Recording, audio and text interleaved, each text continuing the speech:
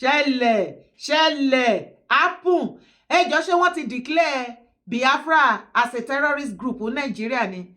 Sheikh Gumi spokesperson Nigeria government. Òun ló bọ́ síta o.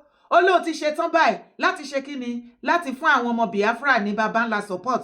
Tó bá ti ready láti jókòó on the round table. Òun ló ń gbọ́ yẹn. Àwọn ọmọ Biafra ti yarí mọ́ Gumi lọ́wọ́ báyìí sìn. Mo ti sọ fún ẹ pé ó happen, ó ti ṣẹlẹ̀. Wọ́n láwọn ò fẹ́ support iná dáná o. Wọ́n ní Israeli àti US òun làwọn dúró dè báyìí tó negotiate kó wá ṣe kíni kó wá jà fún wọn. Ẹja sáré débẹ̀ pa.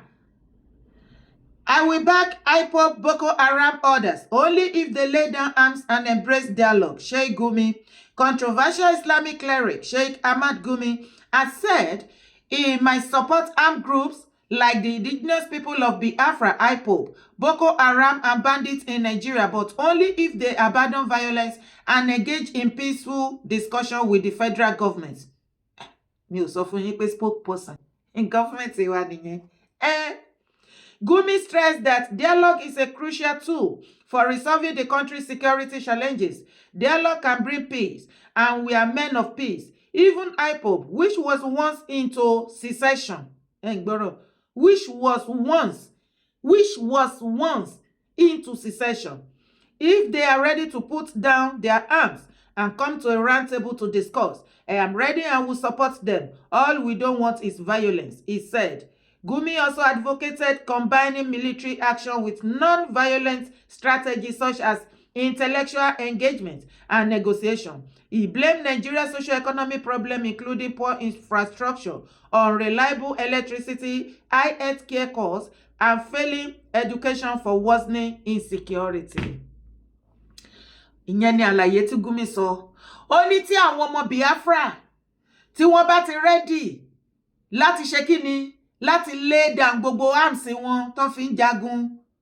Tí àwọn bandits náà ṣe the same thing, àwọn military, àwọn freedom fighter, àwọn ní northern part of Nigeria, the terrorists, àwọn bí ISWAP, àwọn bí Boko Haram. Gumi lóun ready as a spokesperson to Nigeria government. Pé òun ready láti jókòó pẹ̀lú wọn on the round table. Tinubu ò sọ bẹ́ẹ̀ o, spokesperson ló sọ bẹ́ẹ̀ o. Olóun ready láti jókòó pẹ̀lú wọn lórí round table. Ó wá make a statement kan. Ipe Biafra was once a secessionist. Biafra was a secessionist before. So, kí ni ìtumọ̀ ìyẹn tó jásí wípé wọ́n ṣe secession mọ́ wọn pè fún ìdádúró orílẹ̀-èdè. Anyways, àwọn ọmọ IPOB àwọn Biafra ti pariwo síta. Mo ló ti ṣẹlẹ̀ happen. Wọ́n ní Israeli àti US náà ní Dubai. Àwọn ò ní di support kankan látọ̀dọ̀ Gumi and his family láti another part of Nigeria. Wá gbọ́ nǹkan tí àwọn ọmọ Yíbò ṣe, wọ́n ti dà sí ìgboro.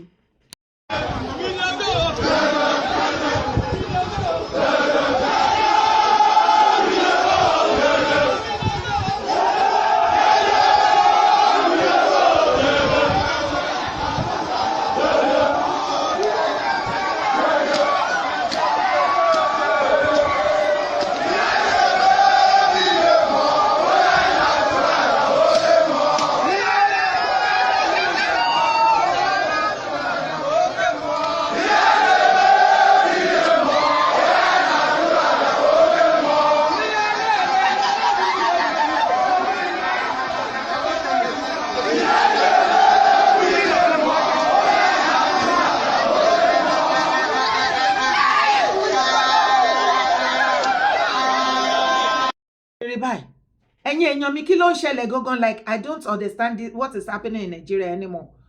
How can Sheikh Gumi be bold enough to come out that you are ready to support a terrorist group like Boko Haram, ISWAP, bandits, and the rest of them, and you now added IPOB Biafra to join the terrorist group he mentioned that is ready to support them in Nigeria? My first question now is, has Nigeria government declared IPOB or Biafra as a terrorist group in Nigeria? Because Baton become a terrorist group. The only terrorist group we knew that is functioning in Nigeria and that they are sponsoring them from outside Nigeria are Lukrawas, ISWAP, Boko Haram, Wulo, and many of them. ISIS is in Nigeria as well. Ìjọ́ wo ni Biafra become a terrorist group? Hey, ìlú tọ́lábà tó níjòyè pékélépékélé arúgbó jẹ gbèsè ta ni ó san. Hey, tó bá jẹ́ ní ilẹ̀ Yorùbá lèèyàn kan ti dìde tó bọ́ síta tó sọ statement tí Gumi sọ yìí, àbí ní ilẹ̀ Igbo or in any part of south of Nigeria, southern part of Nigeria, by now wọ́n ti lọ arrest ẹni yẹn àti máa súfèé àti mọ nǹkan tó bà lára wọn. Àbí mo parọ́ ni? But is it not Gumi? Gumi is Nigeria government spokesperson now. Can't you see? Gumi is speaking on behalf of Nigeria government. Who is the president of Nigeria? Is it Sheikh Gumi or President Bola Ahmed Tinubu? Or President Bola Ahmed Tinubu should come and address Nigeria. Tell us who is ruling Nigeria, because it is very glaring, very vivid that Nigeria government are so scared of Sheikh Gumi. Not even President Bola Ahmed Tinubu can face him. What is going on?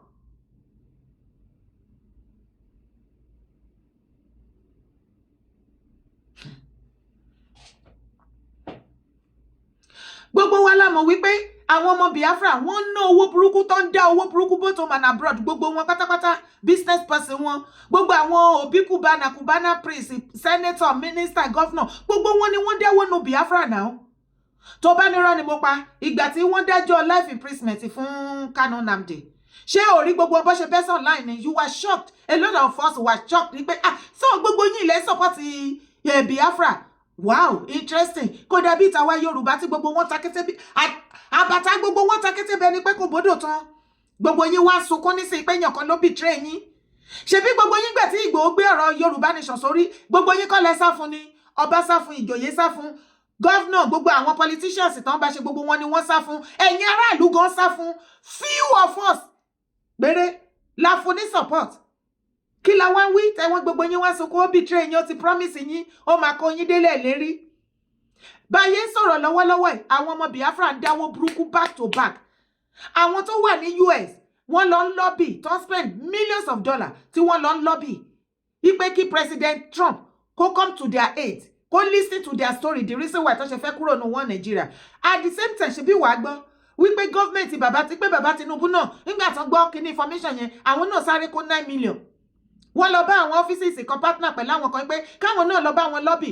Bàbá Tinubu lobby with $9 million láti pé kí White House káwọn náà gbọ́ side of their story. Kọ́ má kàn gbọ́ ti Biafra nìkan. Okay, ẹ̀yin Yorùbá nation tẹ́ wà l'Amẹ́ríkà, ibo lẹ lobby dé? Mọ iye owó tó náà fi lobby àwọn ọmọ Biafra. Owó ti yín dá owó tẹ́ ń dáadáa. Ẹ wo, ẹ má jà sọ̀rọ̀ ju bó ṣe yẹ lọ jàre.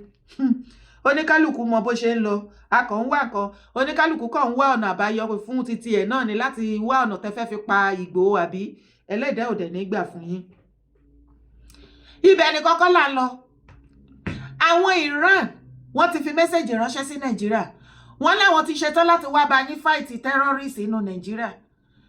Ó ti dojúrú. All of a sudden Nigeria as a country and we the citizens have just become a joke to the whole world. Nigeria is a joke to the whole world. If not, how can Iran, ambassador to Iran, be telling Nigeria as a country that you are coming to fight for Nigeria, you are coming to fight against the terrorists that the same Iran people, Iran government are sponsoring in order to Islamize Nigeria? Àbí wọn mọ̀ ipa mọ̀ gbogbo bó ṣe ń lọ ni. Ṣé mọ̀ pé ọjọ́ mẹ́ta yìí ni Israeli ambassador to Nigeria, Freeman, tó bọ́ síta tó ní from their findings, wọ́n discover wípé Iran has been part of the Islamic country tí wọ́n ṣe kíni tí wọ́n sponsor terrorism nínú Nigeria. Àwọn Iran ló ní ISWAP. Àwọn ni wọ́n ní ISWAP gangan ISIS. Anywhere tó bá ti attack a Christian church, it is ISWAP. ISWAP belong to Iran.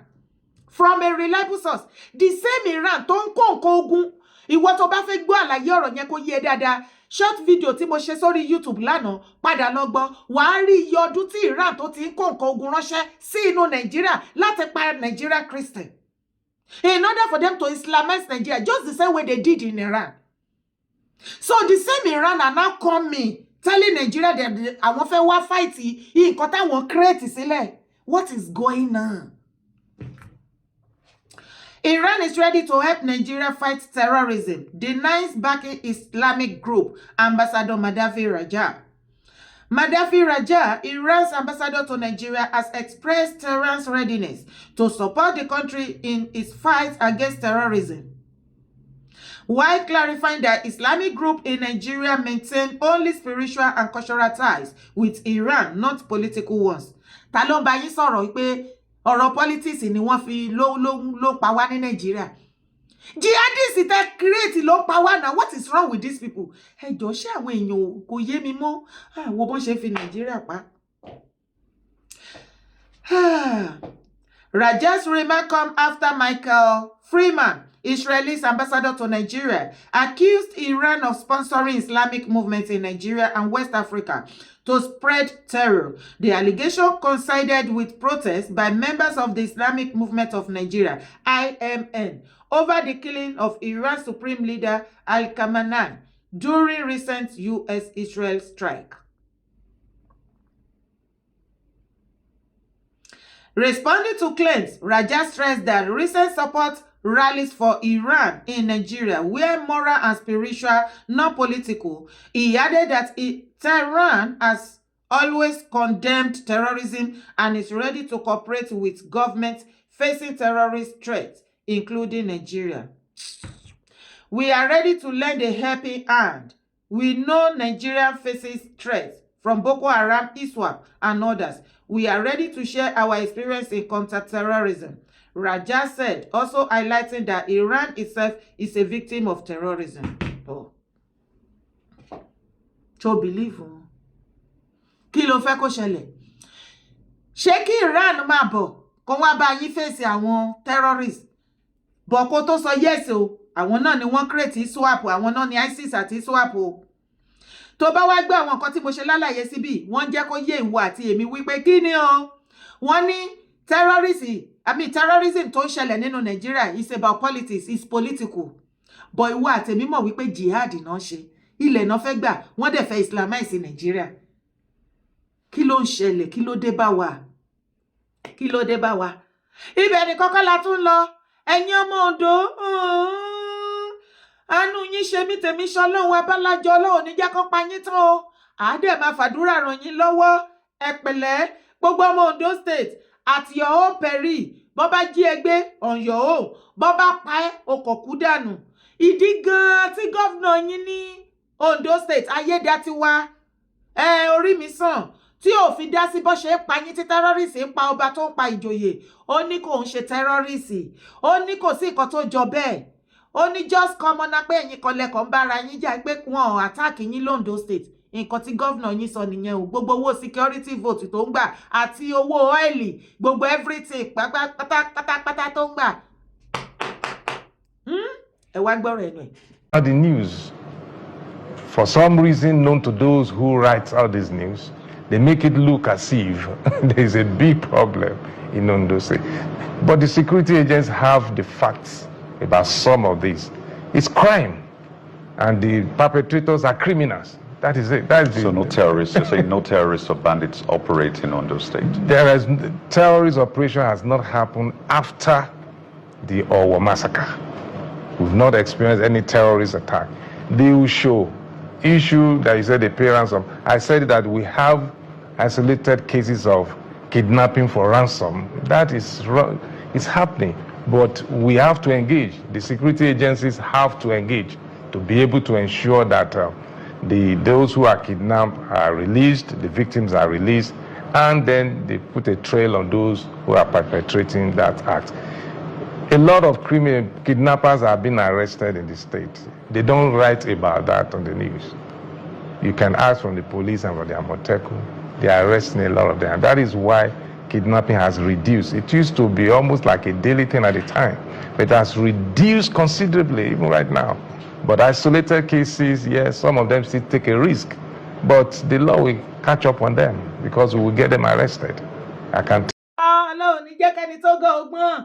Ẹ̀yin ọmọ Ondo state, ṣe ráyè yín ẹ wo bí tẹ́ bára yín. Ẹ wo èèyàn ìgbà tó jẹ́ pé ṣe lẹ ta ìbò fún. Ṣe ráyè, ṣe rí bó ṣe gọ́vnà Ayedatiwa orí mi sàn. Ṣe rí bó ṣe bọ́ sàn line. Tó wá disgrace ẹ̀yin ọmọ Ondo, àṣé ẹ̀ tí ẹ̀ wọ́ọ̀tì kankan.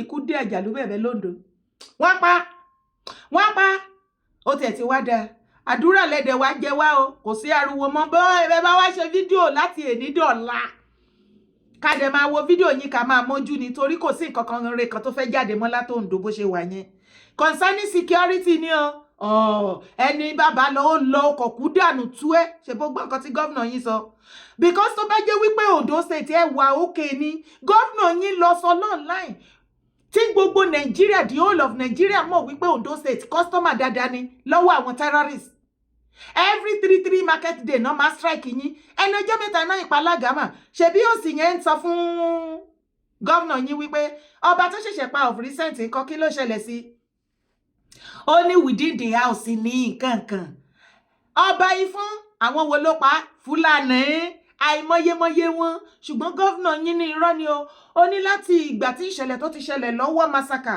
ó ní látọdún yẹn kí àkẹ́tì tó kú ó látọdún yẹn terrorism no kidnapping is just a normal thing it's just a by the way àbí ẹni ó máa ṣe o ó máa ṣe o wẹ́ irú àwa ìbáyìí kò tiẹ̀ wá mátà fídíò kọ̀ọ̀kan tẹ báwọn kẹ́ ṣe kò kan àwa because èmi believe pé pẹ̀lú interview tí gómìnà yín tó grant ó yẹ kẹ́ ti fọ́n sí gbòòrò kẹ́ ti wà lẹ́nu ọ́fíìsì ẹ̀ kẹ́ jẹ́ kó rí ẹ pé kẹ́ jẹ́ kó mọ̀ wípé you are a disgrace to Ondo state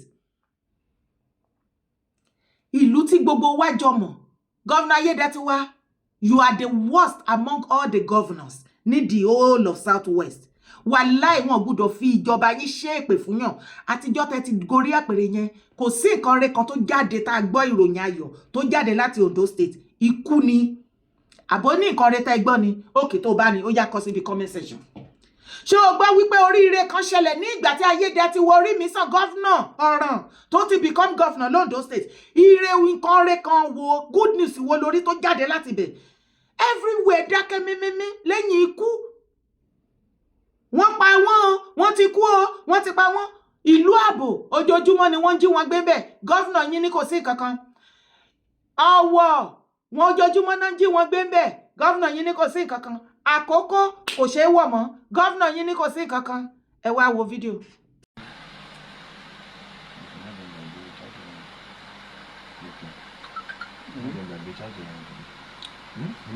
ọmọ kékeré yẹn gan wà ń bẹ̀ ọmọ yẹn sáré wọlé ẹnìkan tó wá gba ẹgbẹ́ mẹ́rin jáde. ẹni tó mọ̀ ni ìyẹn ní kó máa ń yìn lẹ́gbẹ̀ẹ́ yẹn dì mú kó máa ń yìnbọn ìwé yẹn ń dráàgì ẹ̀. àwọn mẹ́ta ni ọmọ yẹn sọ. eléyìí tó wọ bíi green yẹn kò jọ kọ ńlá.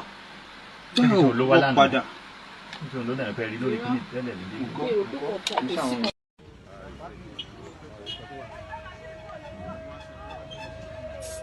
àwọn olórí méjì yìí tó yẹ kó sọ fún wọn ni.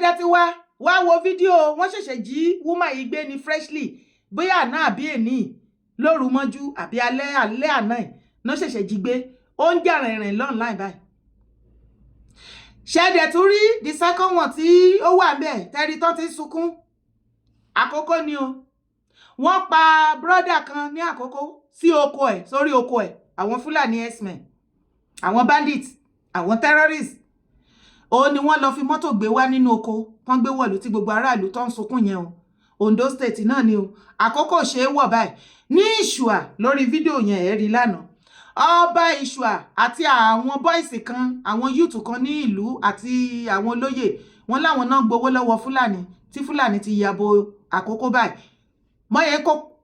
bọ́yẹ kó àgbàlagbà náà kọ́mọdé wọ́n ti ń gbé ọkùnrin náà pa obìnrin náà pa ọkùnrin náà pa ọmọdé náà pa àgbàlagbà yet gọ́fìnà yín ní kò sí nǹkan tó jọ bẹ́ẹ̀ tó já sí wípé ẹ ṣẹ̀ṣẹ̀ bẹ̀rẹ̀ wọ́n á pa Governor Ayedatiwa, your shame dey shame us. You are a shameless governor, sir. Fún fídíò tẹ́ lọ grant lórí kíní yìí, interview tẹ́ lọ ṣe yìí, you are a shameless governor in the whole of Yoruba land. Jesus Christ, ṣé bẹ́ẹ̀ lẹ wà heartless tó? Mi rí yín bá wí. Ṣé kò yẹ kéèyàn ọmọ ìlú kẹ́ ti fún sí gbòòrò kẹ́ bojú ìjẹ́? Ọba Ifọ̀n wọ́n pàdánù. Ọba Alágàmọ̀, ǹjẹ́ mo yí ọba tí wọ́n ti pa ní Ondo state báyìí? The same Ondo state iná ti pa ọmọ bàbá Fáṣọrántí o, arákùnrin. Ó ní kò sí nǹkan tó jọ bẹ́ẹ̀ l'Ondo state. Security vote billions of naira tí Ayedatiwa ń gba ibo lẹ́kọ́ sí. Ìgbà tẹ́tí ní kò security, kò sí nǹkan tó ń jẹ́ terrorist, insecurity ní Ondo state. Ibo lẹ́ ń kó owó security vote sí? Kò sápò. Gbogbo owó ọ́ìlì torí tí àwọn other state bá receive owó títí yín máa double a triple torí ọ́ìlì tí wọ́n kó ní Ondo state. Kí ni èrè tẹ́ ti ṣe, kí ni iṣẹ́ tẹ́ ti fàwọn owó ìṣe láíláí ẹ kó pamọ́ fún second term yín. Ẹni ègbé ló pọ̀ jù nílẹ̀ Yorùbá tó bá tó ti di second term yín tó bá kú 1 year tó máa ṣe second term á bẹ̀rẹ̀ sí ní wá rush iṣẹ́ ṣe the next thing ẹ bẹ̀rẹ̀ sí ní campaign irú àwọn ṣe yìí lọ ọmọ àlè yẹn á bọ́ síta. Àbẹ́yìn orí Ayedatiwa tó lọ mú kóró pé òun ni ambulance tó fi ṣe ambulance fún yín l'Ondo state ojú gbà mí tì fún gbogbo yín. Your shame dey shame us l'Ondo state. Ìgbà kan ní Ondo wà active ẹ ti gba gòjẹ́ ẹ ti dìdìrìn kí ló mú yín? Governor Ayedatiwa ẹ̀yin nu Ọlọ́run ni ṣe wá rí gbogbo ẹlẹ́dàá àwọn tó ń jí gbé tó ń pa á dìde agbógun tì yín láìpẹ́ láì jìnà. Family yín wá jí gbé ẹni tó súnmọ́ yín ìyàwó yín ọmọ yín àwọn ẹ̀jẹ̀ yín gangan láìpẹ́ láì jìnà wá jí gbé. Ìgbà yẹn lẹ máa mọ̀ nǹkan tó ṣẹlẹ̀. Orúkọ tèmi ò yí padà Ayedatiwa Bayeje ni mò ń jẹ́. Má gbàgbé láti bá mi like video má sì gbàgbé láti bá mi share. Drop your comment. Bye for now.